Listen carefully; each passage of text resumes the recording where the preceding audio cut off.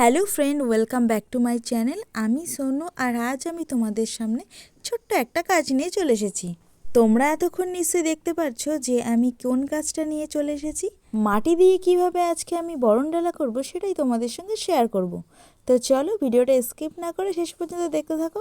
মাটি দিয়ে বরণডালা তৈরি করার জন্য প্রথমে আমি মাটিটাকে রুটির মতন করে বেলে নিয়ে তারপরে কুলোর আকারে শেপ কেটে নিয়েছি। তারপর মাটিটাকে দড়ির মতন করে বেলে নিয়ে সাইড দিয়ে অ্যাটাচ করে দিয়েছি। আর বরণডালার জন্য যে যে উপকরণগুলো লাগবে সেগুলো হচ্ছে যে 5টা আইঘর। তো সেই 5টা আইঘর আমি করে নিয়েছি ছোট ছোট করে। জানি এই কুলোটা হয়তো ব্যবহার করা যাবে না, কিন্তু ঘরে সাজিয়ে রাখার জন্য এরকম একটা ছোট্ট কুলো কিন্তু তৈরি করতে পারো। কুলোর মধ্যে কিন্তু আমি আরও অনেক জিনিস অ্যাড করেছি। তার মধ্যে হচ্ছে 5টা কলা ছিল, মিষ্টি ছিল, তারপরে হলুদ, সিঁদুর, আর এদিকে একটা কাজল লতা, আর 5টা আইঘর, সঙ্গে একটা পান পাতা। কুলোর মধ্যে থাকা সমস্ত উপকরণকে আমি একে একে অ্যাটাচ করে নিয়েছি, আর তারপর কুলোটাকে ভালো করে শুকিয়ে নেওয়ার পরে রং করে নেব। প্রথমেই বলি, রং করে নেওয়ার জন্য এখানে আমি কিন্তু ফেব্রিক কালার ইউজ করেছি।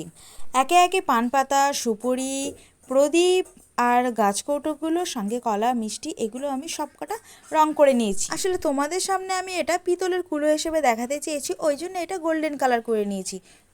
আর এদিকে দেখো, তোমাদের সঙ্গে কথা বলতে বলতে আমার কাজটাও কিন্তু প্রায় কমপ্লিট হয়ে এসেছে। তো তোমরা বলো, যদি আমার এই কুলোর মধ্যে কোনো কিছু কম থেকে থাকে বা আমি দিতে যদি ভুলে যাই, তো তাহলে অবশ্যই তোমরা সেটা কমেন্টে জানিও। আর আজকে আমার এই ছোট্ট কুলো সেটটা তোমাদের কেমন লেগেছে সেটা অবশ্যই কমেন্টে জানিও। আর নেক্সট কি অ্যাড করব সেটা বলতে ভুলো না কিন্তু। আর আজকের ভিডিওটা ভালো লাগলে চ্যানেলটাকে সাবস্ক্রাইব করে পাশে থাকো। তো দেখা হচ্ছে নেক্সট কোনো ভিডিওতে। আজকের মতো টাটা, সবাই ভালো থেকো।